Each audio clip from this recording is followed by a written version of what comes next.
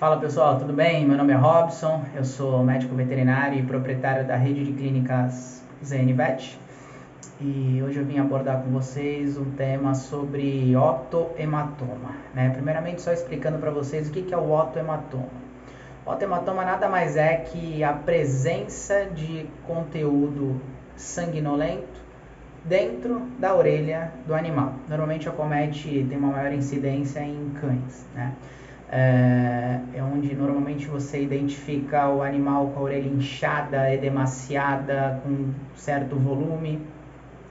E a maior incidência de acometimento de otohematoma normalmente é em apenas um dos lados, né? Em apenas uma orelha. A outra normalmente tá boa e enquanto a outra ela está comprometida. O que gera esse conteúdo sanguinolento dentro da orelha, né? Imagina o seguinte, os dois lados da orelha são peles, né? No meio dessas peles a gente tem a presença de cartilagem, tá? Uma lesão na orelha do animal, né, no ouvido externo que a gente fala, normalmente pelo excesso de coceira ou pelo fato do animal arrastar a orelha na parede, né, no chão e tudo mais, normalmente aquilo que eu falei, pelo prurido, né, pela presença excessiva de coceira, ou com a pata ou arrastando em algum lugar, isso gera uma lesão. Isso provoca o deslocamento, né, dessa cartilagem da pele.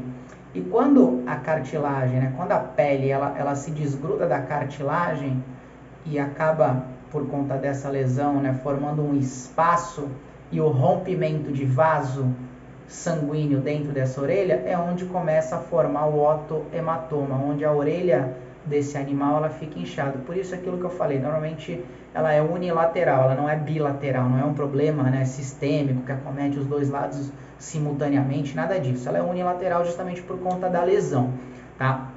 E o que acontece, né? O que eu faço nessa situação, né? Há um desespero em relação a isso. O que acontece? Via de regra, a casuística, né, levando em consideração aí as clínicas que a gente atende, os locais, os pacientes, enfim, né, a casuística acaba, né, direcionando o caso sempre para tratamento cirúrgico, né. Você drenar, fazer só a drenagem, que é o que a literatura ela diz para os médicos veterinários, né, só a drenagem, em alguns casos até pode ser viável, né, onde você drena o conteúdo de sangue, adiciona aí, entra com alguma pomada anti-inflamatória, analgésica, enfim, e esperando aí um determinado tempo, normalmente acaba resolvendo, né? Porém, isso é o que a literatura fala, né? Porém, a realidade clínica, né? Eu gosto sempre de reforçar que a prática, ela acaba se sobressaindo à literatura, até porque a literatura ela é montada na prática, né?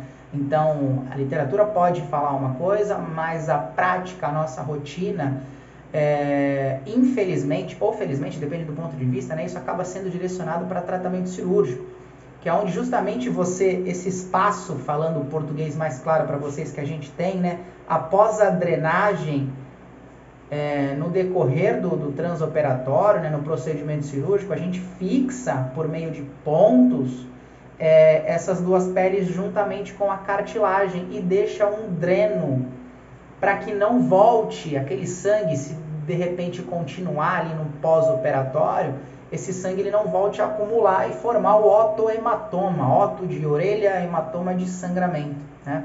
E esse conteúdo não vem a inchar de novo a orelha. Então só a drenagem, por isso que eu falo, só a drenagem não é suficiente, né? Não adianta eu falar que só a drenagem vai resolver. Alguns casos sim, talvez, né? Mas a nossa casuística leva aí, direciona a questão de tratamento cirúrgico, tá bom, pessoal? Prevenção, tratamento que a gente tem que fazer sempre preventivo, né? Dentro do ouvido desse animal. Então eu tenho que evitar que esse meu animal tenha otite, uma infecção ou inflamação dentro do ouvido. Então eu tenho que fazer um tratamento preventivo, um tratamento periódico para que esse animal não tenha uma otite no ouvido interno, né, que é onde normalmente a maioria dos casos surgem. E também lesões, né, pruridos que o animal possa ter no ouvido externo, que faça com que ele venha coçar, ou aquilo que eu falei, bater ou arrastar, né, a orelha e provocar lesão. Então, o que eu tenho que fazer nesse caso aí de forma preventiva é tomar cuidado, fazer o devido tratamento preventivo, né, de medicações, limpezas, rotinas de limpeza com produtos específicos, né, igual o ser humano tem sua rotina de limpeza e higienização do conduto auditivo, o animal também precisa ter, né, mas para isso tem que ter orientação do médico veterinário, não vai sair colocando cotonete dentro do ouvido do animal, do cão, do gato, pelo amor de Deus, né, nem colocando outras coisas. Então, tem que ter uma rotina, né, de limpeza aí, de preventiva, para que não tenha otite e também não tenha nenhum prurido, nenhuma coceira externa, para que esse animal não venha coçar, passar a pata ou novamente arrastar e acabar provocando uma lesão, né? O descolamento da cartilagem com a pele, a formação desse espaço e consequentemente a formação do otohematoma. Tá bom, pessoal? Então mais uma dica para vocês aí, abordando hoje o tema sobre otohematoma. Até o próximo vídeo.